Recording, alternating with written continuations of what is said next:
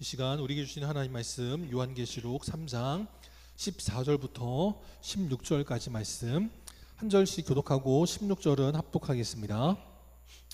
라오디게아 교회의 사자에게 편지하라. 아멘이시오. 충성되고 참된 증인이시오.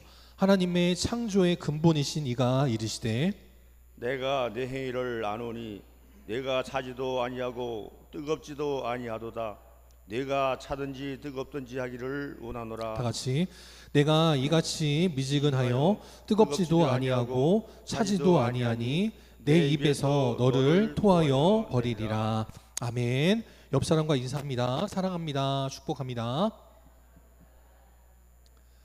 오늘도 주님 앞에 나와 예배드리는 우리 찬송도님도 주님의 이름으로 환영하고 축복합니다. 특별히 명절 무사히 건강하게 잘 보내시고 또 오고 가는데 어려움 없이 기쁨과 은혜 가운데 즐거운 시간 보내시다가 주님 앞에 나오게 되어서 더욱더 감사드리고 더욱더 축복합니다.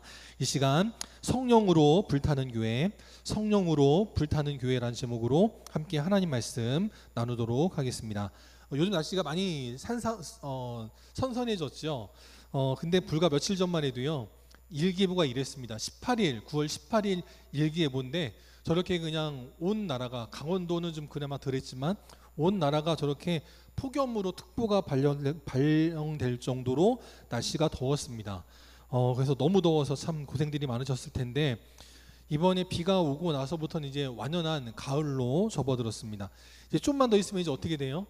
일기예보는 이제 초록불, 파란불로 바뀌겠지만 우리의 산이 이제 단풍으로 빨갛게 물들겠죠. 또 조금만 시간 지나면 이제 온 나라가 흰 눈으로 뒤덮이는 때가 속히 옵니다. 이놈의 더위 언제 끝나나 했는데 벌써 더위가 끝나갔고요. 이제 또 좀만 있으면 이놈의 추위 언제 물러가나 하는 추위가 또 속히 옵니다. 그처럼 주님의 때가 언제 올지 모르는데 우리 사는 성도님들 또 주님 앞에 믿음으로 예비하는, 그래서 주님께서 언제 오시든지 슬기로운 다섯 처녀와 같이 주님의 재림을 기쁨으로 맞이할 수 있는 귀한 인생들이 될 수 있기를 바랍니다. 얼마 전에 교통사고가 났는데요. 어떤 사고가 났냐면 그 중국집에 자동차가 들이받는 교통사고가 났습니다. 근데 하필이면 그 중국집 이름이 다른 이름이 아니라 차돌 짬뽕이었습니다. 그래가지고 네티즌들이 이름 붙이기를 야, 저 집 이름 잘 지었다 그렇게 우스갯소리를 했습니다. 차돌 짬뽕이라고 지었더니 차가 돌진해 온 짬뽕집이 됐다라는 거죠. 네, 이름이 중요하다는 겁니다. 이름대로 되는 거예요. 가수는 노래대로 된다고 하잖아요. 가게도 이름대로 됩니다. 그러면 교회도 이름대로 되겠죠. 우리 영광교회도 그 이름대로 여러분의 헌신과 섬김으로 여기까지 왔는데 우리 영광교회가 영광이 50주년 맞이해서 누가 보아도 야, 저 교회는 정말 하나님의 영광이 가득하구나, 저 성도님들은 보니까 하나님의 영광으로 복받았구나, 그렇게 좋은 소문나는 복된 교회, 복된 성도들이 될 수 있기를 주님의 이름으로 축복합니다. 자, 우리가 그렇게 영광이 충만한 교회 되기 위해서 지금 초대교회 7교회를 살펴봤습니다. 이제 마지막으로 7번째 교회, 하나님 앞에 칭찬받은 것은 아무것도 없고 책망만 받았다고 하는 안타까운 교회 라오디게아 교회를 우리가 함께 살펴보도록 하겠습니다. 첫 번째, 이 라오디게아의 지역적 배경이 중요하다라는 거예요. 라오디게아 교회는요, 이미 그 전에 한번 성경에 기록된 적이 있습니다. 어디에 기록되느냐, 사도행전 16장에 보니까 부르기아라는 이름으로 기록된 적이 있어요. 우리 이 철원 땅도요, 나라의 지명이 많이 바뀌었죠. 그래서 궁예 때만 해도요, 마진이라고 했다가 태봉이라고 했다가 이렇게 이름이 많이 바뀌었지 않습니까? 그처럼 이 터키 지역도 이름들이 많이 바뀌어요. 왜냐하면 수많은 왕조들이 세워졌다가 무너졌다 하는 과정 가운데 많은 나라의 그런 지명들이 있었는데 그 중에 하나가 부르기아라고 하는 왕조가 있었습니다. 그래서 이 터키 지역, 특별히 이 라오디게아 지역을 부르기아라고 부르기도 했다라는 거예요. 그래서 사도행전 16장에서도 부르기아라는 이름으로 이미 한번 소개가 된 적이 있습니다. 지도로 보면 저 가운데 쪽에 있는 곳이 라오디게아 동네고요. 그 위쪽으로 보면 파무칼레라고 하는 터키 관광에 빠지지 않고 가는 아주 유명한 관광지가 한 군데 있습니다. 그리고 라오디게아의 아래쪽 밑으로 보면 골로세라는 곳이 있어요. 특별히 이 라오디게아는요, 물이 풍부하기로 소문난 곳이었습니다. 왜냐하면 파무칼레라고 하는 히에라볼리에서 온천수가 나오고요, 저 아래쪽에 골로새라는 곳에서는 산 높은 곳에서 그 비가가 녹아가지고 내리는 찬물이 있는 그런 곳입니다. 그래서 뜨거운 물, 찬물 모두가 잘 나오는 그런 아주 그냥 물이 풍족한 그런 지역이었다라는 겁니다. 이 라오디게아는 그 지명의 유래가 있는데 시리아의 왕비였던 라오디케의 이름을 따서 왕 안티오커스 2세가 도시를 하나 세우고 그 도시 이름을 자기의 사랑하는 부인의 이름을 따서 라오디게아라고 지었다라고 하는 겁니다. 그래서 이 라오디게아 교회가 세워지게 되었다라는 거죠. 자, 아까 제가 파묵칼레 말씀을 드렸는데 이 파묵칼레는요 이렇게 생겼습니다. 우리도 고석정에 가면 겨울에 그렇게 절벽에다가 얼음을 녹여가지고 이렇게 하얗게 만들어 놓잖아요. 저도 그래가지고 철원에 왔을 때 처음 고석정에 있는 그 얼음 절벽을 보면서 판무칼레 같다 그런 생각을 했거든요. 그래서 어떻게 여기는 저렇게 얼음이 녹지도 않고 저렇게 잘 있나 궁금했는데 나중에 알고 보니까 그게 인공으로 만든 얼음 절벽이더라고요. 근데 이 파묵칼레는 얼음이 아니고 석회석으로 된 곳입니다. 그래가지고 이렇게 이제 성지순례를 하다 보면 이제 파묵칼레를 지나갈 때 보면 파란 곳에 푸른 초원 위에 갑자기 저렇게 흰 성벽 같은 게 생겨요. 그래가지고 파묵칼레는 무슨 뜻이냐면 목화로 된 성이다라는 뜻이 있습니다. 파묵칼레는 목화의 성이라는 거예요. 왜냐하면 이 파묵칼레 라오디게아 지역은요 그 면직이 발달된 곳입니다. 그래서 목화를 재배해가지고 이 목화로 면직을 만들어서 옷을 만들어 파는 산업이 발달된 곳이고 또 푸른 수원에 양들을 풀어가지고 양털을 깎아가지고 모직으로 옷을 만들어 파는 모직 산업이 발달된 곳이었다라는 거예요. 그래서 때를 잘 맞춰가면 파묵칼레가 여긴지 저긴지를 모를 정도로 온 땅이 다 저렇게 하얀색 목화밭으로 변하게 된다라는 거죠. 그 정도로 이 파묵칼레는 목화로 이 라오디게아 지역은 목화로 유명한 곳입니다. 이 아까 이 파묵칼레의 정면에서 보면 저런 모습이다라고 보여드렸는데 하늘에서 보면 요즘은 이제 드론이 발달돼 있다 보니까 하늘에서 많이 이렇게 찍게 되는데 위에서 본 모습은 저렇습니다. 그래가지고 흰색으로 석회석으로 이렇게 그냥 다 산이 저렇게 그냥 이렇게 뒤덮여져 있는데 온천에서 내려오는 물로 덮여지면 저렇게 파란색 물이 된다는 거예요. 그래가지고 보면 굉장히 아름다운 곳. 그래서 판무칼레 위에 올라가서 사람이 촬영을 하게 되면 맑은 날씨에 사진 촬영을 하면 위가 하늘인지 아래가 하늘인지 모를 정도로 아름다운 절경이 펼쳐지는 곳이다라는 겁니다. 그런데 요즘은 가면 저런 모습을 볼 수가 없대요. 왜냐하면 판무칼레에 물이 없어져서 그렇다라는 겁니다. 원래는 물이 가득한 날씨, 맑은 날씨에 가면 이렇게 위에서도 하늘이 있고 아래에서도 하늘이 있는 좋은 그런 절경이 펼쳐지지만 요즘은 이제 물을 찾아보기가 힘들게 되었다라고 하더라고요. 왜냐하면 이 파묵칼레 주변으로 온천을 기반으로 하는 호텔들이 많이 세워졌습니다. 그래서 성지순례를 가도 그렇고 여러분들이 개인적으로 자유관광을 가도 그렇고 가보면 파묵칼레에서 1박을 꼭 하시거든요. 그래서 다들 온천을 하려고 하다 보니까 그 유원지, 리조트, 호텔에서 물들을 다 땡겨가니까 정작 중요한 파묵칼레에는 물이 없어가지고 메말라 버리게 되는 안타까운 일들이 있더라라고 하는 이야기도 얼마 전에 들었습니다. 그래서 어쨌든 저 파묵칼레에서 히에라볼리에서 나오는 온천수 물을 끌어다가 이렇게 수로를 만들어가지고 라오디게아 지역으로 물들을 공급하게 되어서 라오디게아는 물이 풍족한 곳이라는 겁니다. 또 라오디게아 여러분 잘 아시는 것처럼 뭐가 유명하냐면 안약으로 유명한 동대입니다. 여기에 그 푸르기아라고 하는 그 가루를 가지고 안약을 만들어서 그 안약을 바르면 눈이 깨끗하게 고침받는다. 그래서 아주 그 안약을 만드는데 어떤 그런 특별한 비결이 있는 그런 곳이어서 많은 돈을 모았다라고 합니다.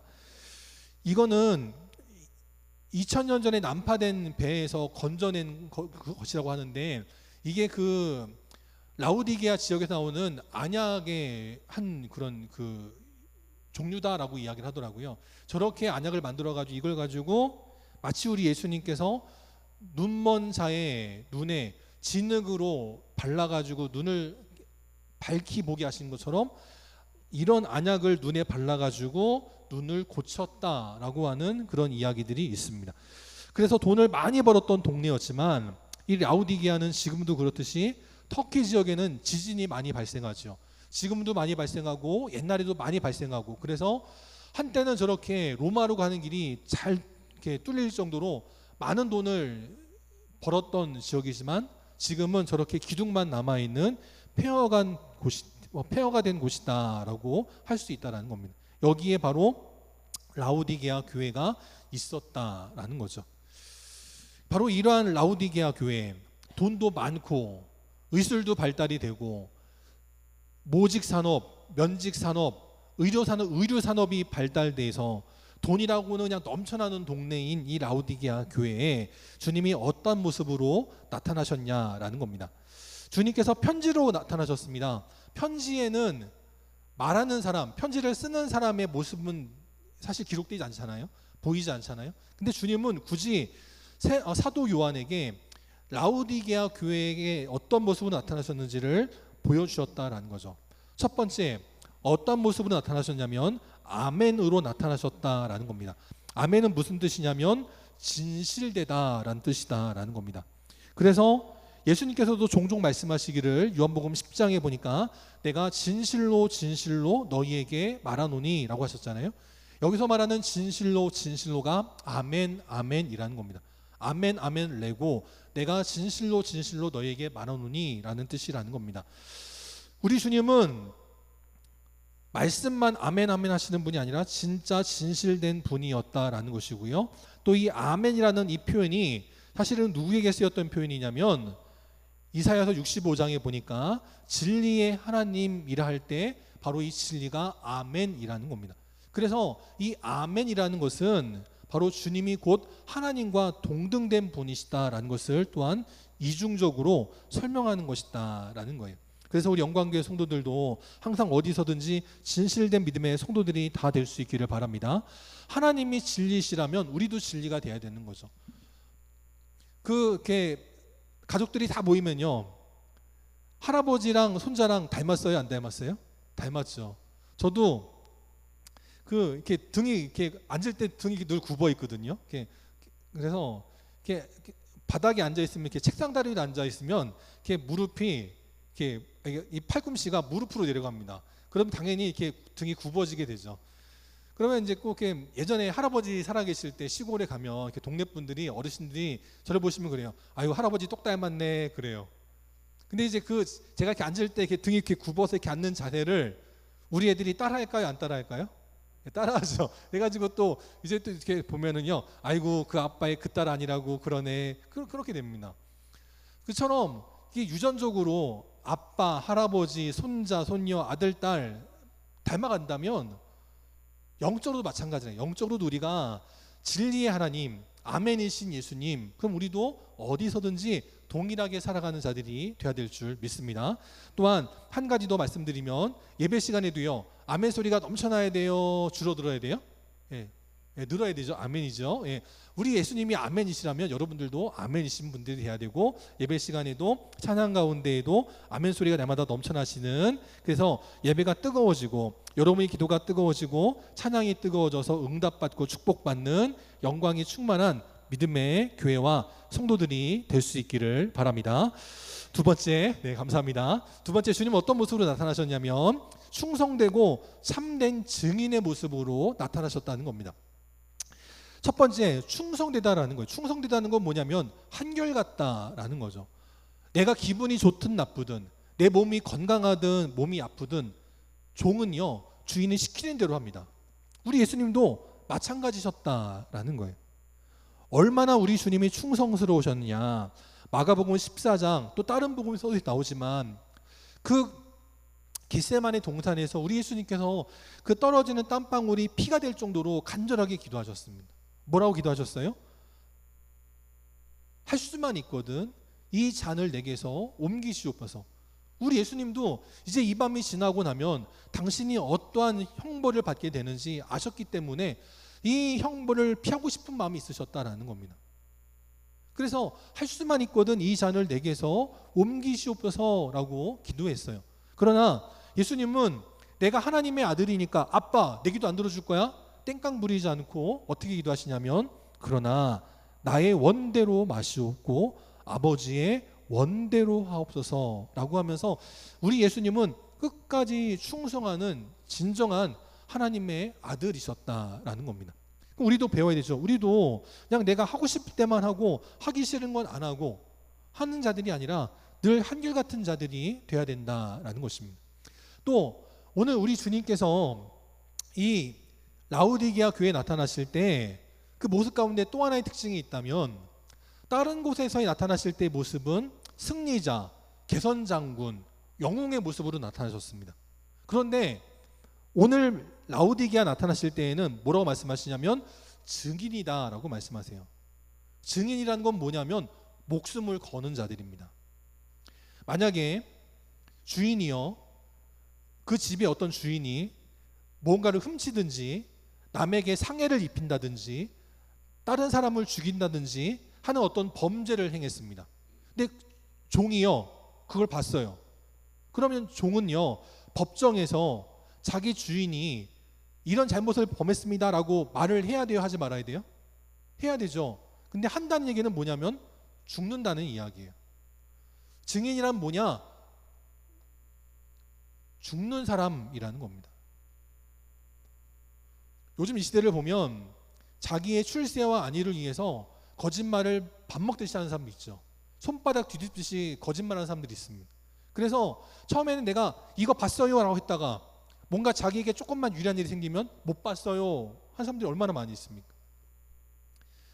이 시대의 증인이라는 말은 목숨 걸고 하는 거예요. 나의 유불리에 따라서 했다가 안 했다가 하는 것이 아니라 목숨 걸고 하는 게 증인이라는 겁니다. 우리 주님은 하나님의 일이 참되다는 것을 말하기 위해서 당신의 목숨을 걸고 하셨습니다. 이 땅에 하나님의 나라가 임한다. 이 땅에 하나님의 나라가 임할 때 유대인들이라고 다 구원받는 거 아니다 라고 할 때 유대인들은 듣기 싫었죠. 그것 때문에 예수님 목숨을 잃으셨습니다. 그럼에도 불구하고 예수님은 유대인들이 정신 차리도록 예수님이 진짜 하나님 백성답게 살 수 있도록 목숨 걸고 증언하신 진짜 증인이셨다는 거예요. 그럼 우리도 이 땅을 살아가면서 그냥 대충 살아가서는 안 된다는 겁니다. 비록 발전의 속도가 다를 수는 있죠. 신앙이 성장하고 성숙하는 속도가 더딜 수는 있지만 우리는 주님께서 하셨듯이 우리도 그리스도의 장성한 분량까지 하루하루 점차 발전하고 성장하고 성숙하여서 우리 주님께서 끝까지 충성되시고 끝까지 참된 진리를 위해서 목숨 거시는 증인이었던 것처럼 우리 영광교회 성도들도 끝까지 충성되고 참된 증인으로서 하나님의 일을 잘 이뤄나가는 우리 복된 교회, 복된 성도들이 될 수 있기를 바랍니다. 세 번째, 또 주님이 나타나실 때 어떤 모습으로 나타나셨냐면 이거는 영적인 모습으로 나타나셨습니다. 그 전까지는 다 육적으로 보이는 모습으로 나타나셨죠. 근데 이 세 번째 모습은 어떠냐? 하나님의 창조의 근본의 모습으로 나타나셨다라는 겁니다. 예수님은 어떠한 분이시냐? 요한복음 1장에 잘 기록되어 있는데 1장 1절에 보니까 태초에 말씀이 계시니라 라고 기록되어 있습니다. 이 말씀이 누구예요? 바로 예수님이셨다는 겁니다. 바로 창세기 1장 1절을 패러디했다라고 볼 수 있는 거예요. 태초에 하나님이 천지를 창조하시니라 라는 말씀을 패러디해서 하나님이 그 세상을 창조하실 때 누구를 통해 창조하셨느냐? 말씀으로 하셨다라는 거예요. 바로 우리 예수님이 온 세상 모든 천지 창조의 근원이 되신다라는 거죠. 그래서 바로 그 다음에 보니까 2절 3절에 보니까 뭐라고 기록되어 있느냐? 만물이 그로 말미암아 지은 바 되었으니 지은 것이 하나도 우리 예수님이 없이는 된 것이 없다라고 말씀하더라라는 겁니다. 그 세상의 사람들은 하나님이 천지를 창조하셨다는 것을 믿기를 싫어합니다. 그러니까 어떻게 해서든지 하나님이 천지를 창조하셨다라는 것을 거짓으로 만들기 위해서 다른 여러 가지 이론들을 만들어내죠. 그 중에 하나가 바로 빅뱅 이론이라는 게 있습니다. 처음에 우주에는 아무것도 없었는데 갑자기 어느 한순간 어떤 폭발이 일어나가지고 그걸로 오랜 시간이 지나면서 결국은 생명체가 나오고 지구가 나오고 했다라고 말을 합니다. 빅뱅이 뭡니까? 폭발인데 폭발이 있으려면 당연히 뭐가 있어야 돼요? 빛이 있어야 되죠.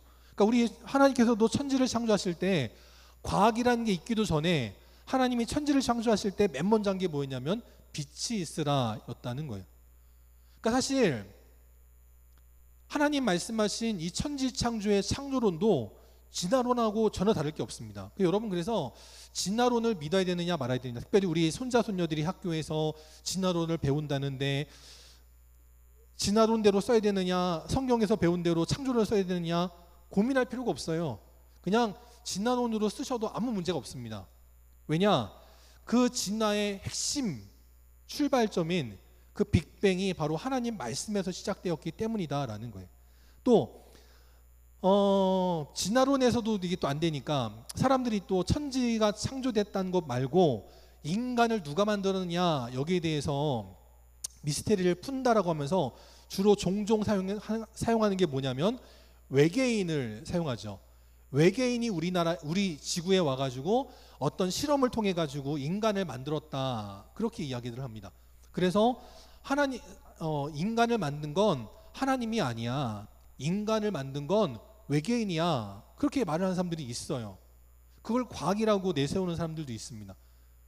그것도 인정해 줄 수 있다고 해요. 그런데 그럼 그 외계인은 누가 만들었냐라는 거죠. 인간을 하나님 만들지 않았다고 주장하려고 하는 건 이해가 돼요. 그러면 그 외계인은 누가 만들었냐? 의문이 또 남는다라는 거죠.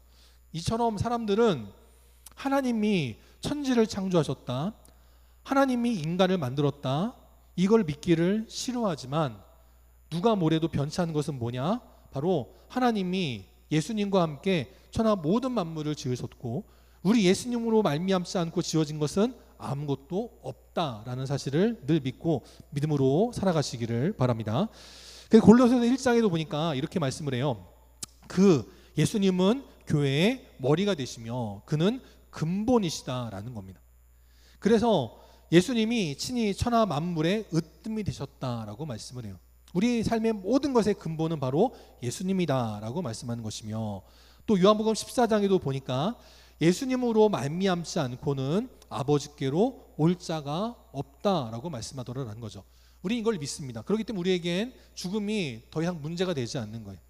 예수님으로 인해 우리가 이 땅에 왔고 또 예수님으로 인해 천국으로 돌아갈 것이기 때문에 우리는 결코 염려할 필요가 없다는 것을 늘 믿고 믿음으로 살아가는 귀한 인생들. 그래서 주님께서 오늘도 우리에게 나타나실 때 아멘이시고 충성되고 참된 증인이시며 천하 모든 만물의 근원 되시는, 근본 되시는 주님을 힘입어 승리하는 삶을 살아가는 복된 인생들이 되시기를 바랍니다. 세 번째, 그런데 그런 주님께서 라오디게아 교회에게 책망의 말씀을 주시는 거예요. 그래서 어떤 교회는 칭찬할 거, 위로할 거, 격려할 거 있었는데 라오디게아 교회는요, 위로도 없고 격려도 없고 칭찬도 없고 책망만 있었다는 겁니다. 그럼 어떠한 책망을 하셨느냐? 15절에 보니까 우리 예수님께서 그 라오디게아 교회와 성도들의 행위를 아신다라고 말씀을 해요. 초대교회 모든 교회들마다 주님께서 하시는 말씀이죠. 내가 너의 행위를 아노니 라고 말씀하는 거예요. 그러면서 이 라오디게아 교회는 어땠느냐? 차지도 않고 뜨겁지도 않은 것이 문제였다라는 겁니다. 그래서 우리는 이 라오디게아 교회를 읽을 때마다 무엇을 알아야 되느냐? 우리가 신앙생활을 하면서 인생을 살아가면서 차든지 뜨겁든지 둘 중간에 하나를 선택해야 된다. 그리고 분명한 믿음의 삶을 살아야 된다라는 것을 우리는 깨달아야 된다는 것입니다. 근데 여기서 중요한 거는요, 15절에 보니까 네가 차든지 뜨겁든지 어느 것이든지 하기를 원한다라고 말씀하셨어요. 그러면 이 얘기는 차가워져도 된다는 얘기일까요? 그건 아니죠. 차든지 뜨겁든지 하라라는 것은요, 둘 중에 하나를 선택하라는 말씀이긴 하지만 뜨거워져라는 말씀이지 믿음이 식어져도 된다라는 뜻은 아니거든요. 근데 꼭 항상 어리석은 사람들의 특징은 뭐라고 책망을 받으면요, 엇나가는 사람들이 있어요. 반항하는 사람들이 있습니다. 부모님께서 야, 너 공부를 하든지 놀든지 둘 중에 하나를 해. 그 얘기는요, 학생인 자녀가 공부하기를 원하는 거예요, 놀기를 원하는 거예요? 공부하기를 원하는 거죠. 근데 꼭 어리석은 아이들은 엄마가 놀아도 된다고 그랬어. 놀든지 공부하든지 둘 중에 하나를 택하라고 그랬어. 그래가지고 꼭 엉뚱한 거 택해가지고 게임하고 놀다가 인생을 망하는 아이들이 있어요. 우리 영광교회 성도들은 그래서는 안 된다는 겁니다. 그래서 우리는 오늘 말씀의 제목과 같이 성령의 불타는 교회가 되기를 꿈꾸며 기도하는 자들이 되어야 될 줄 믿습니다. 아까 히에라볼리 파묵칼레에서 온천수가 나온다고 그랬고, 그 온천수를 수로로 뚫어가지고 길을 만들어서 그 온천수를 받아온다고 그랬죠.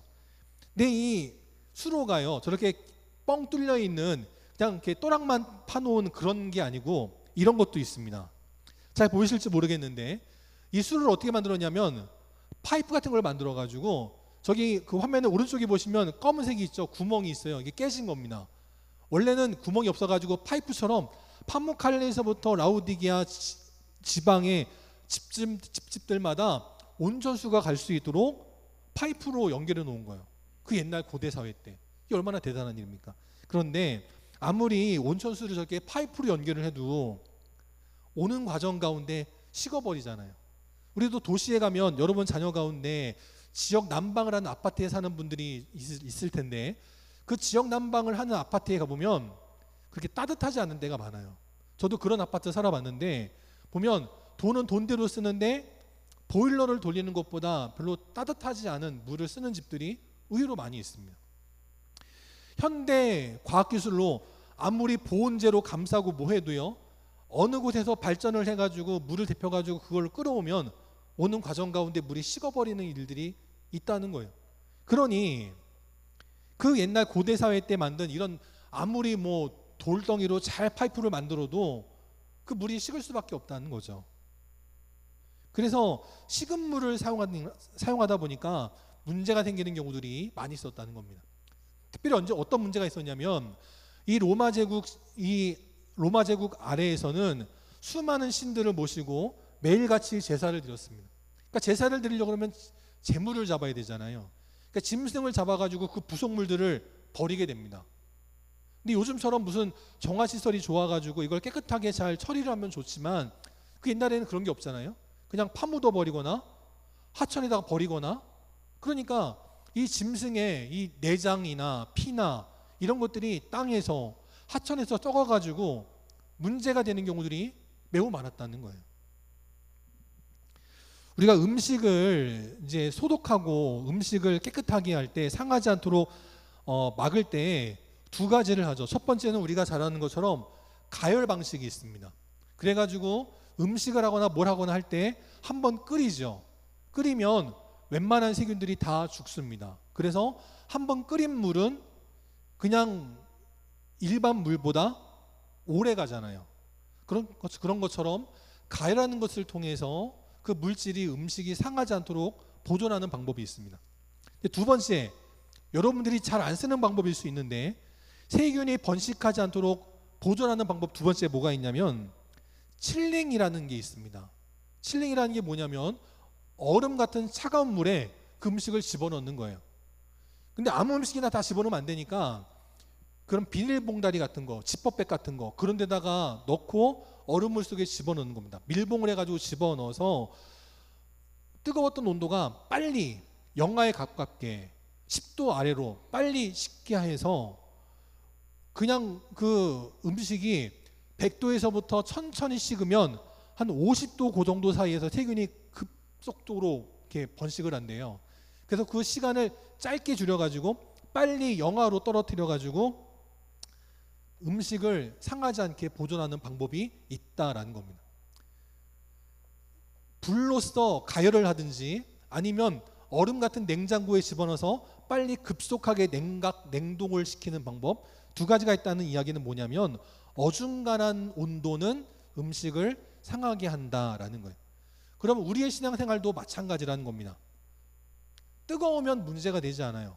뜨겁지 않으니까 문제가 된다라는 겁니다. 제가 예전에 한번 소개해드린 적이 있는데 암세포는 열을 견디지 못한대요. 그래서 암세포를 이기려면 체온을 높이는 방법이 있다고 소개를 한번 해드린 적이 있습니다. 아주 옛날에. 그래서 몸이 뜨거워지면 암세포가 죽는다라는 거예요.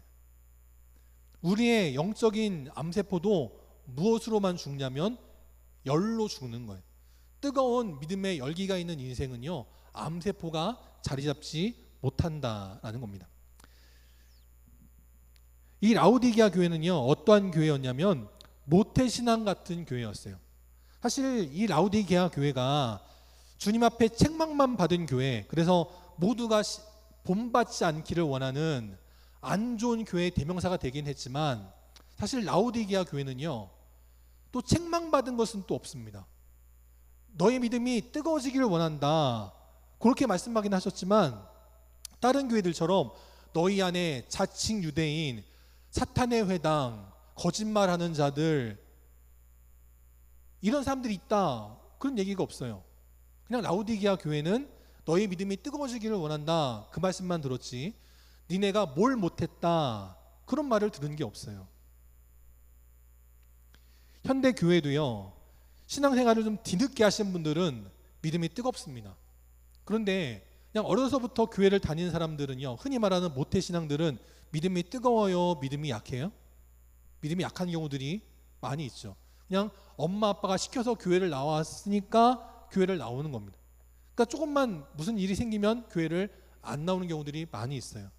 저도 모태신앙입니다. 저도 그랬어요. 저도 중학교 때 어머니랑 이제 봉사하는 부서가 달라지면서 어머니의 눈밭을 벗어나니까 교회 안 나가고 막 도망가고 그럴 때가 있었어요. 저도. 그래서 어떤 사람들은요, 모태신앙이 아니고 모태신앙이라고 말하는 사람들이 있어요. 교회에서 봉사 좀 하시죠? 못해요. 교회에서 좀 이것 좀 하시죠? 못해요.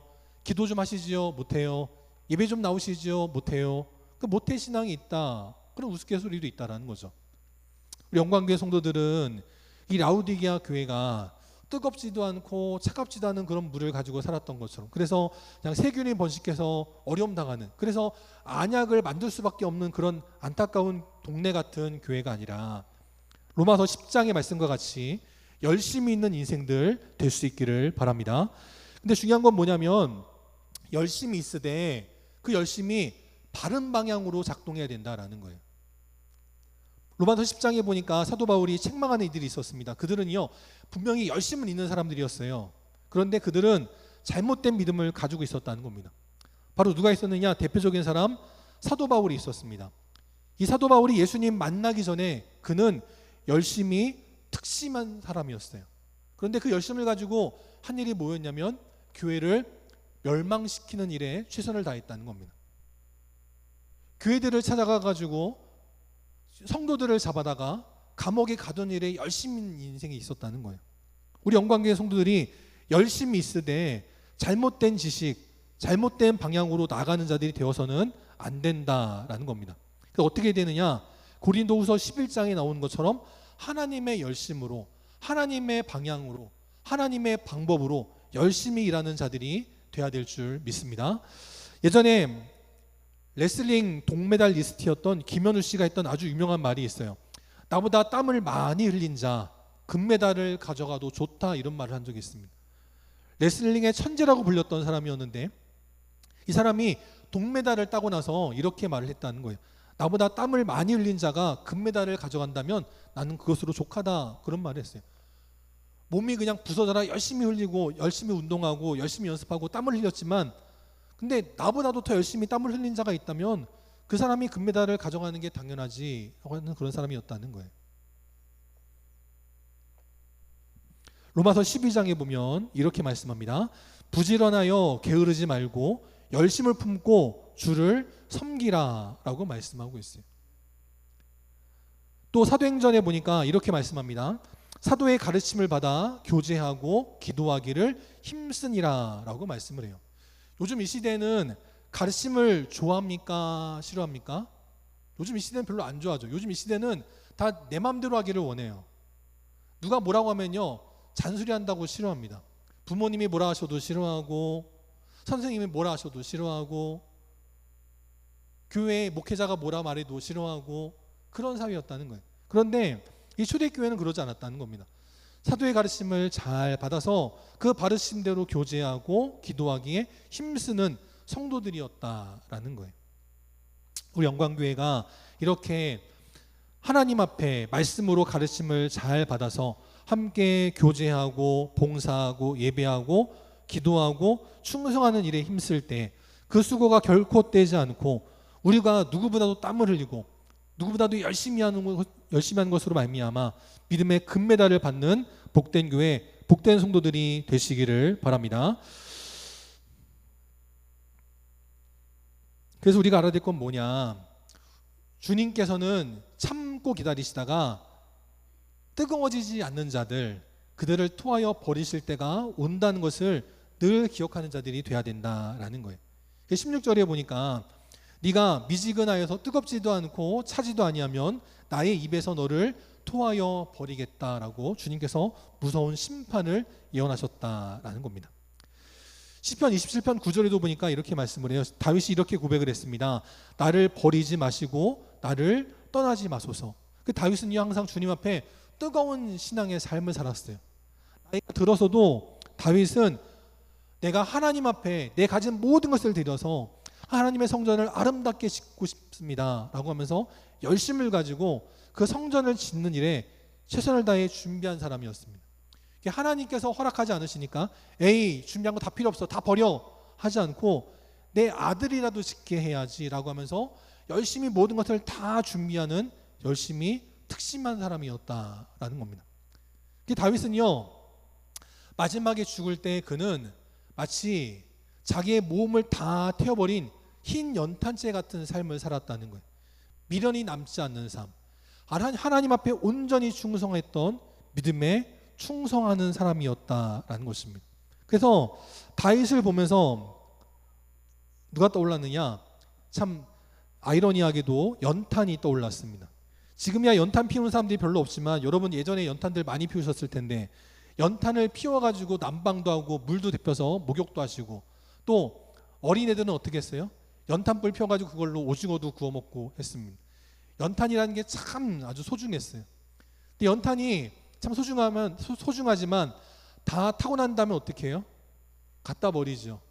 연탄이 아무리 소중해도 다 타고 난 흰 연탄재는 아무짝에도 쓸모가 없습니다. 그래서 밖에서 이걸로 축구공 대신 뻥뻥 차고 놀기도 하고 갖다 버리고 빙판길 있으면 거기다 깨버려가지고 빙판길을 이렇게 미끄럽지 않게 하고 했다라는 거예요. 저랬을 때 연탄재 많이 차고 놀았는데 안도현 시인이 이런 시를 남긴 적이 있습니다. 너에게 묻는다라는 짧은 제목의 시인데 연탄재 함부로 발로 차지 마라라는 제목이 그런 내용이 있습니다. 너는 누구에게 한 번이라도 뜨거운 사람이었느냐라고 하는 짤막한 단편시입니다. 여러분은 하나님에게 아니면 주의 몸된 우리 영광교회에게 또 사랑하는 성도들에게 뜨거운 사람이었는 줄 믿습니다. 앞으로도 그런 믿음의 사람으로 살아가시기를 바랍니다. 그래서 우리가 하나님 앞에 부름받게 되는 그날 나를 뒤돌아보니까 내 몸은 시커매. 어딘가는 시커먼 게 남아있어. 그래서는 안 된다는 거죠. 내 몸을 다 불살라서 하얗게 만들어야 되는 거예요. 그럴 때 하나님 앞에 서게 됐을 때 잘하였도다. 착하고 충성된 종아 그렇게 인정받는 거예요. 라오디게아 교회는요 그걸 못한 거예요. 누구에게도 뜨거웠던 적이 없는 거예요. 어느 일에도 뜨거웠던 적이 없는 교회. 그래서 책망받았다는 겁니다.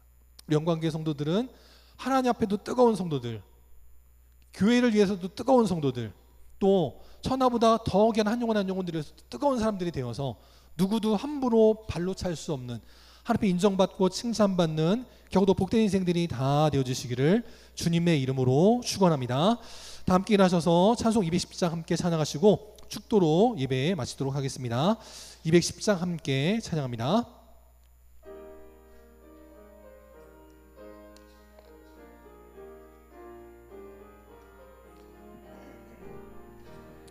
시온 성과 같은 교회 그의 영광 한없다. 허락하신 말씀대로 주가 친히 세웠다.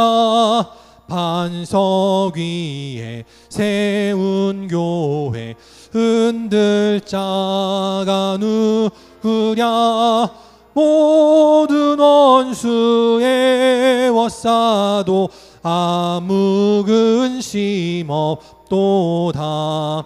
생명샘이 솟아나와 모든 성도 마시니 언제든지 흘러넘쳐 부족함이 없도다.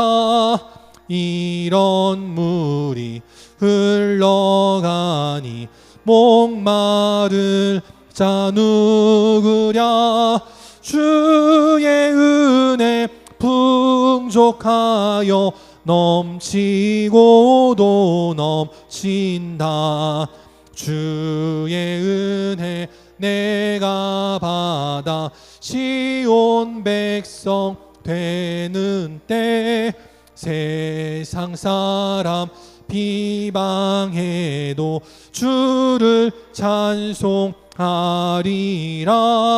세상 헛된 모든 영광 아침 함께 같으나 주의 자녀 받을 복은 영원 무궁하도다.